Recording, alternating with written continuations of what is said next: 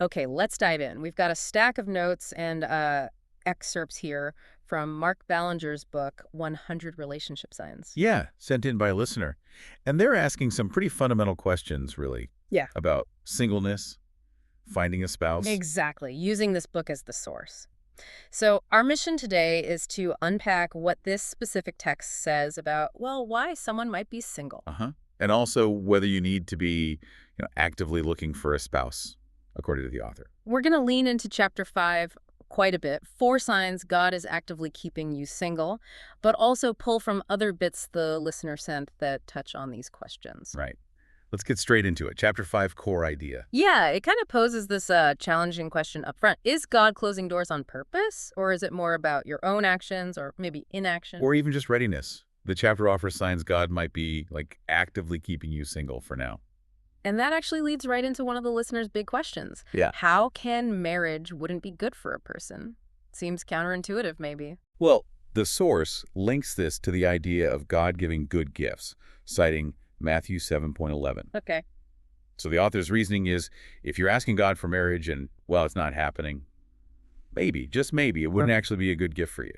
Right now, anyway. Okay, so it's about timing and suitability, not that marriage itself is bad. What reasons does chapter 5 give for why it might not be good for someone now? It gives a couple. The first one is basically maturity, or I guess a lack of it. Maturity, okay. Yeah, the book uses this analogy, giving a Ferrari to a 14-year-old. Ah, right. Powerful car, wrong driver. Could end badly. Exactly. The point isn't that the Ferrari or marriage is inherently bad, but that it requires a certain level of, maturity and skill to handle well. Giving it too early could be harmful. That's the book's perspective. That makes the point pretty clearly. What's the other main reason from chapter 5? The other one is active rebellion against God. Rebellion. How does that connect? The author points to verses suggesting sin can block blessings, like Psalm 66.18 or James 4.3 about asking with wrong motives.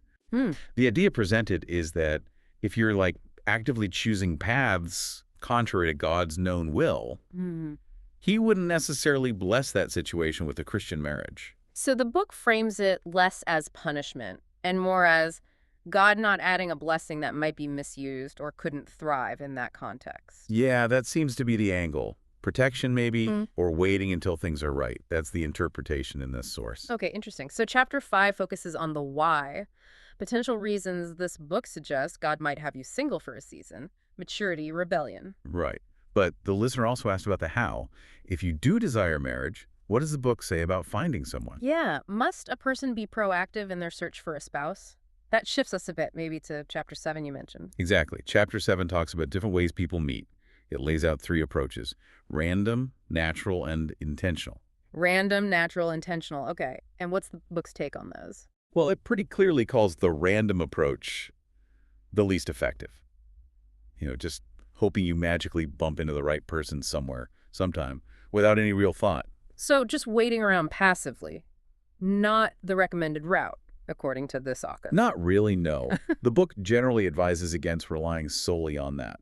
It pushes more towards the natural or intentional methods. Which implies, yes, some proactivity is generally better for effectiveness, based on this text. That's the strong implication. Whether it's being intentional, like online dating or asking friends, or the natural approach, it suggests taking some kind of action or positioning yourself appropriately.